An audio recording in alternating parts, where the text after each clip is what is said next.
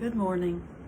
I'm Vimala, and today is Friday, and very lovely outside here, and cooler than we've had.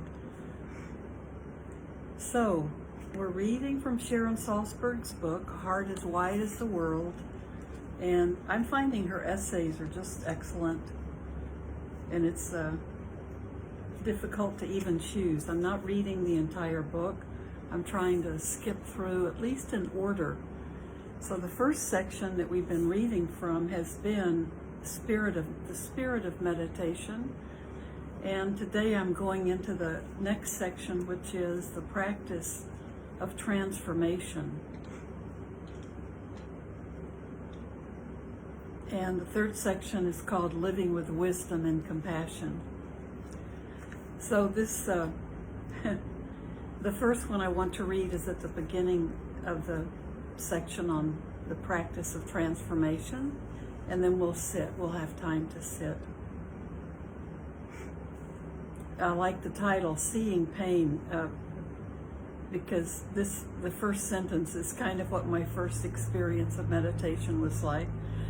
The first sentence reads, "My predominant experience when I first started practicing meditation was physical pain." I saw that and thought, well, that was my experience too. Just sitting was difficult. So, Seeing Pain is the name of this essay. My predominant experience when I first started practicing meditation was physical pain. Not only had I never meditated before, but I had never been able to sit cross-legged. Suddenly, there I was in India, expected to sit on the floor in the classical meditation posture. No chairs were provided, and this was before the advent of the meditation bench that supports a kneeling position. We did not even have specialized meditation cushions, such as zafus.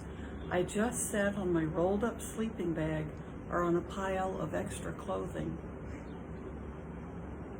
I habitually carried a lot of tension in my body anyway, and when I first sat down in only a semblance of the cross-legged posture, my knees were closer to my shoulders than to the ground. I experienced many levels of pain, not only from the unfamiliar posture, but from deeply embedded physical and emotional tension. It was a powerful revelation to see the thoughts and judgments that arose in my mind in response to the pain I encountered. They were a perfect reflection of my conditioned tendency to avoid looking at pain or any unpleasant experience. Whenever pain arose while sitting in meditation, which was almost constantly, I immediately shifted my posture. Over time, I began to observe that I didn't move because the pain was so intense or severe. I moved with the first mildly uncomfortable twinge in response to certain thoughts that came up in my mind. Oh no, the pain is going to be like this the rest of the day. Or, I'm going to be in pain like this every time I sit down to meditate for the rest of my life. Or, I'm never going to make it to the end of the sitting period. I was making the assumption that what I was experiencing in the moment was only going to get worse. By letting the thought rule me, I was essentially adding minutes or days or a lifetime of anticipated pain to the present moment's pain. Trying to face it all at once, I felt helpless and overwhelmed. In fact, I could have borne quite well what was happening in any given moment, but my fears about the future made the suffering unbearable. On top of this, I added comparisons between my experience and what I imagined that everyone else in the room was experiencing. No one is suffering the way I am. I believed everyone else was having a pleasant, positive time meditating. These thoughts soon melded themselves into quite a negative self-image. If you were a spiritually advanced person, there would be a free flow of energy throughout your body with nothing cramped or twisted, and you wouldn't feel any pain. It is because you're so obstructed that you have pain. To what was actually a moderate degree of physical discomfort, I was adding a large degree of mental torment. That all rings true to me. It's very close to the bone. I finally came to realize that I had the same kind of conditioned reaction to any unpleasant experience, physical or mental. I wanted to move away from it, and I judged myself negatively for having it in the first place. These dynamics were occurring in my mind, unobserved, at other times, not just when I was sitting. Even the word pain was like a neon light glaring in my mind as something fearful, abhorrent, terrible, definitely to be avoided at all costs.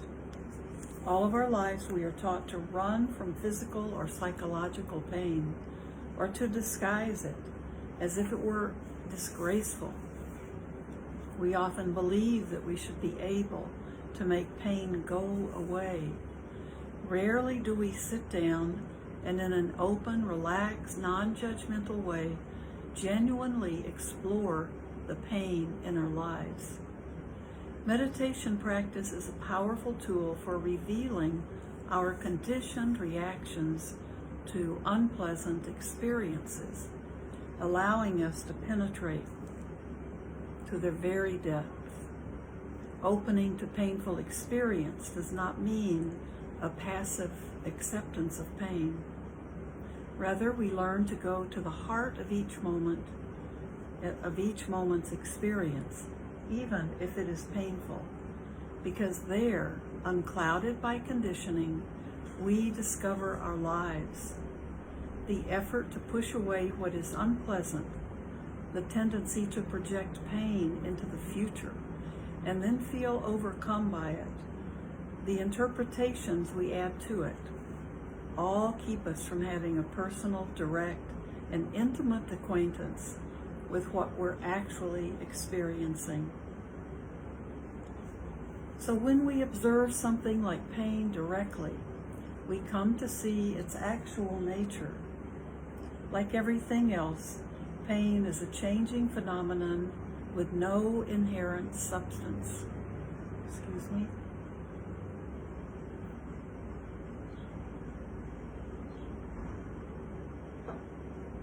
Eventually, I found that my legs relaxed, my knees reached the floor, and I could sit for long periods of time with no pain.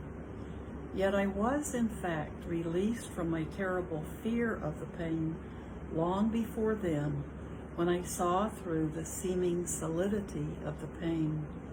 Rather than viewing it as a monolithic entity taking over my body, I saw the pain as a kaleidoscopic world of ever-shifting sensations. Tingling, tightness, heat, throbbing, and 1,000 other qualities of sensation. These were what I had been lumping together and calling pain.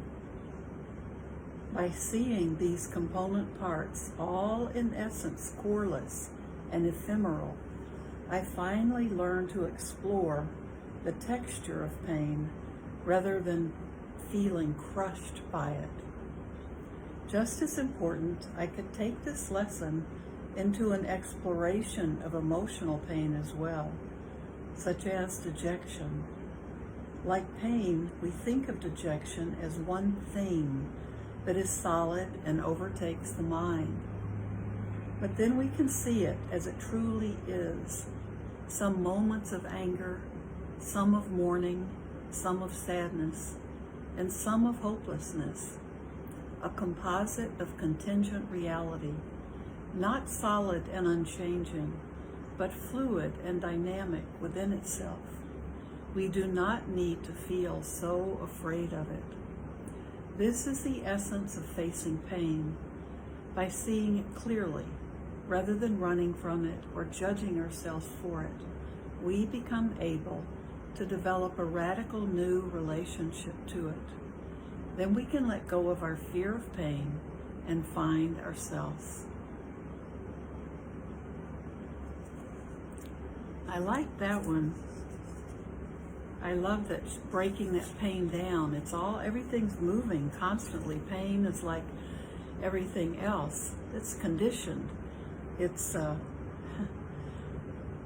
not solid. Everything is always coming and going and leaving and changing. It's flowing, and it's made up of lots of little parts. So pain is not a solid entity, and we can work with that.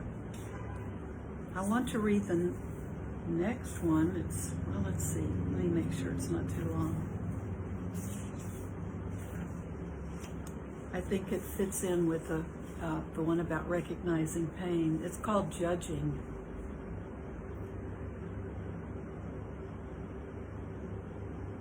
Yeah. So judging. Early in my practice, I got the idea that really good meditators were continuously being bathed in a flood of white light. No one ever told me I had to experience this white light. Somehow I just imagined that it was a sign of good practice. And I had a sneaking suspicion that as soon as I finally experienced white light, my teacher would bestow the truth upon me. Finally, they would say, we had almost given up hope that you would ever get here. That's great. I think, how many of us, we probably all had a different thing that we imagined would happen when we got it. When we became a really good meditator, that some kind of light from heaven would open up, or something would totally change in our lives, automatically all at once. But I didn't experience any white light. I mostly had knee pain.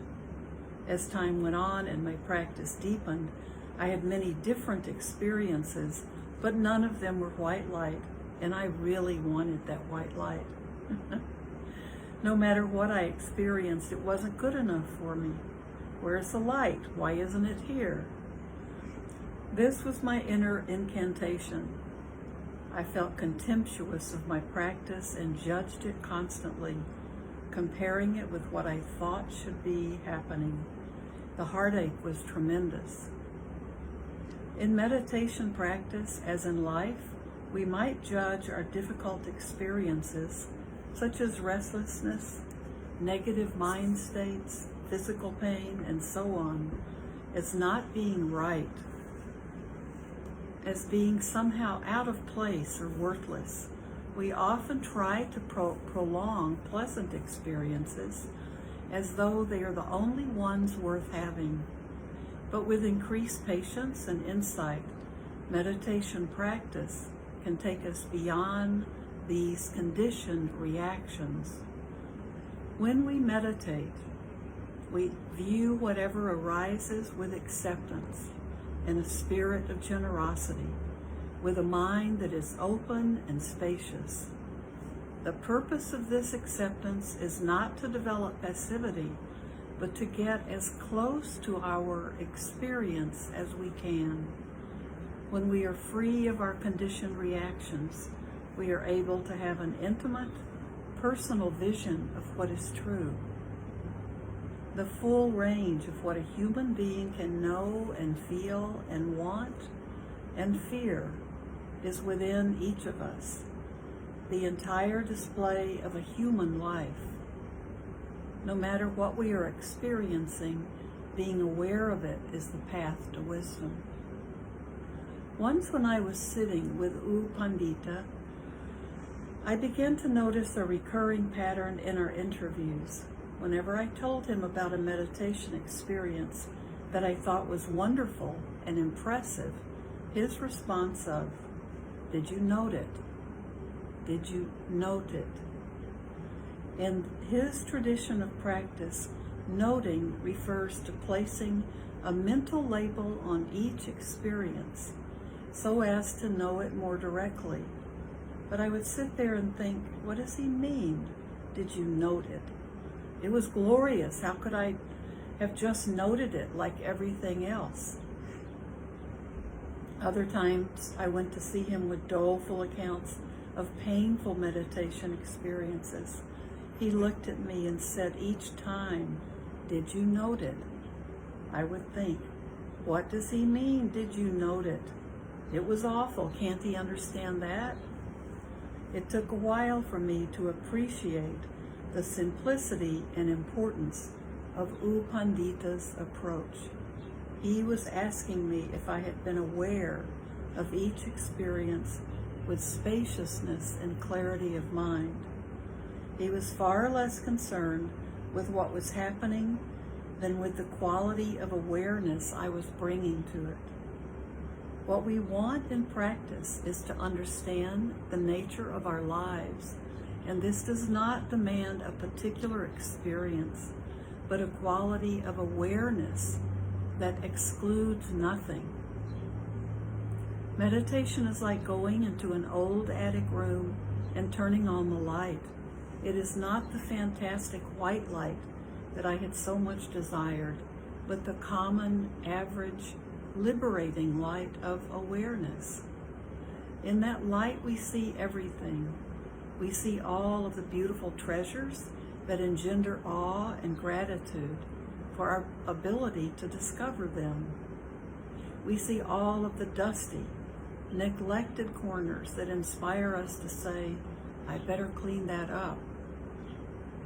We see all of the unfortunate relics of the past that we thought we had rid ourselves of long ago. We see it all with an open and loving awareness. I love that paragraph. It really explains what meditation, what the point of meditation is, doesn't it? It's meditation is like going into an old attic room and turning on the light. It is not the fantastic white light that I had so much desired, but the common, average, liberating light of awareness. I'll go to the next paragraph. The inclusiveness and intimate nature of mindfulness mirrors the nature of love. We discover the fact that awareness can go anywhere and that we are capable of having a loving heart in any circumstance. This discovery is the wellspring of joy that meditation can bring into our lives. Loving awareness contains a strength that the judging mind can never give us. The truth is everywhere in all of our experiences. We do not have to fitfully try to have a sublime, magical experience, and in this effort, disdain what is actually happening. We do not have to struggle to find the truth. Every single moment is expressive of the truth of our lives when we know how to look. As St. Augustine said, if you are looking for something that is everywhere, you don't need travel to get there. You need love. Wonderful. I love this. I love that essay. I have to remember that when I think there are parts of it that I just really resonate. Meditation is awareness, just opening up to everything. And the other point is the inclusiveness and intimate nature of mindfulness mirrors the nature of love. We discover the fact that awareness can go anywhere and that we are capable of having a loving heart in any circumstance. So beautiful. I think if you think that when you don't have time to do a loving kindness practice or wonder what the point of loving kindness might be and does it really work, and Why do we do it? It's a wonderful practice, but I think what she says is loving kindness practice helps us create a loving heart, and that her words about then love is everywhere, I think are wonderful.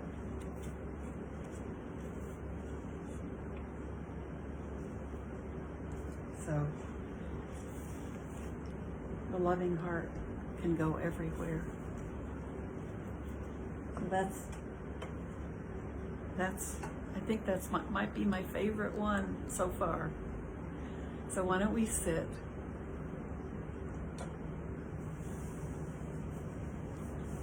And let's do some loving kindness, just using her words.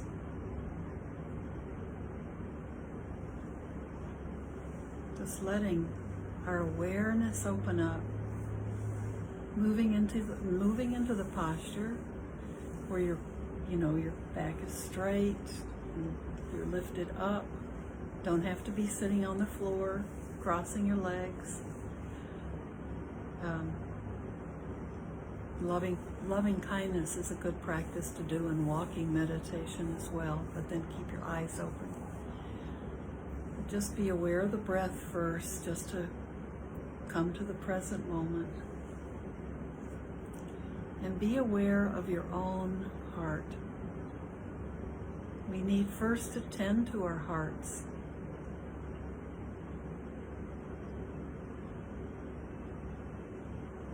So may each one of us say this to yourself. May I be happy. May I be peaceful. May I be well. May I feel safe in this world.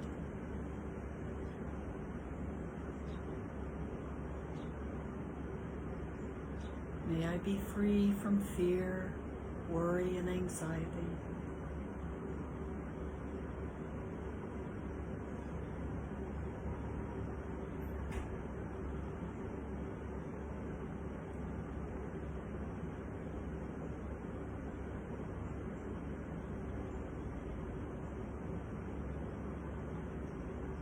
And as we tend our heart, our tender heart will grow.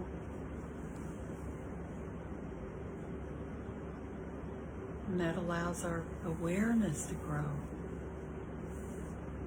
So in practicing just loving kindness, be aware of that. Be aware of we are taking care of our tender heart. We're strengthening the tenderness, and it is also going to increase our awareness of the world. Now send these same thoughts out to a loved one.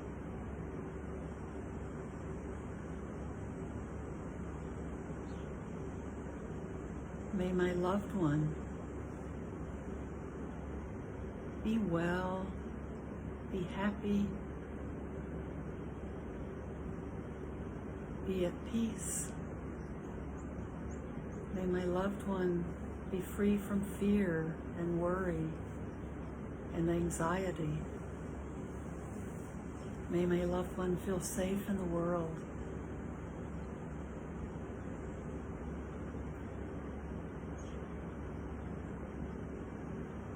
And that loving awareness grows as we keep extending this out. If it gets too far for you and you feel like, oh, I'm not really ready to go that far, come back and take care of your own tender heart. We need to build that muscle. So now think of a stranger. Think of someone whose face you've seen, maybe just already this morning, but you don't know that person. You haven't met them yet, but you saw the face. You can bring it to mind.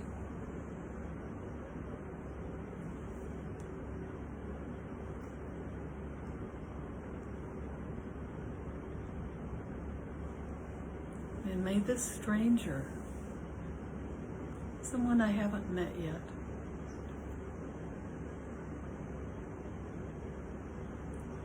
May my stranger be well and happy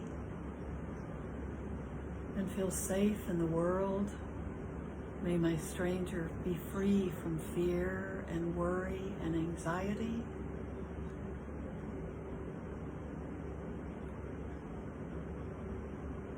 May my stranger be at peace.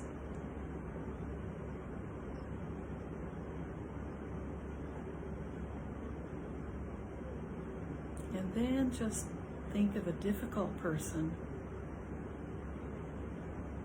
Just someone who challenges you, maybe someone at work or someone, maybe a neighbor, maybe someone in your family. It could even be your loved one.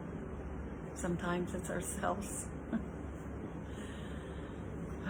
Don't make it too hard. If it's too challenging, just you don't want to go there until you're really ready for that.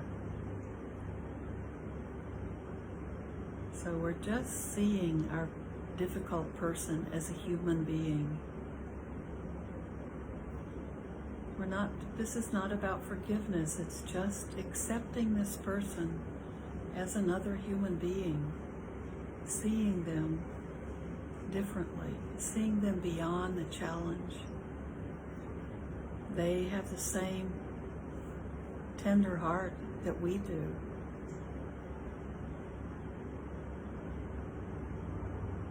It's there. That's part of basic goodness. May my difficult person be well. May the person be happy. May my difficult person feel safe in the world. May this person be free from worry and fear and anxiety.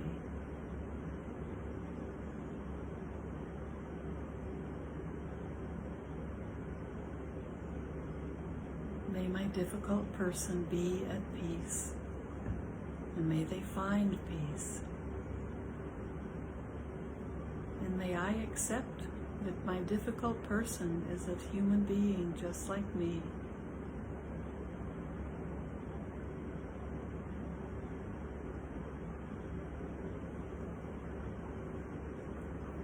Now just let all of these good expressions of a tender heart, a loving heart, just let them spread out, radiate out from you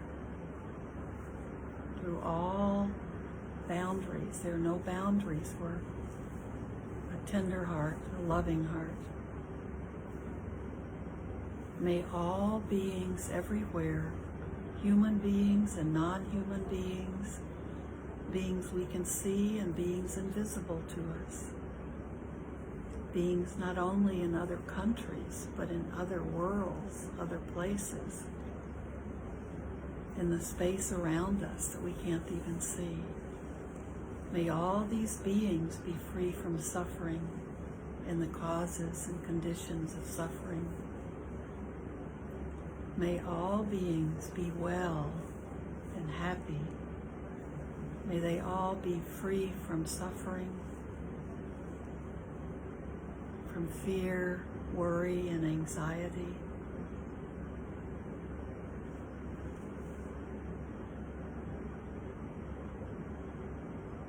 May all beings be able to care for themselves or be cared for lovingly by others. And may all beings everywhere, including ourselves, be at peace.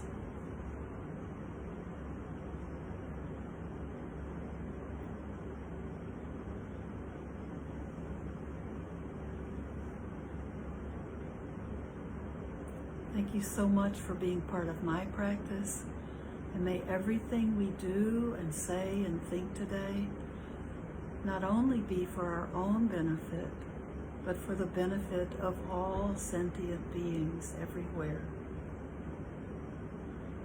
Thank you. I'll see you here Sunday. Have a wonderful weekend. Take care.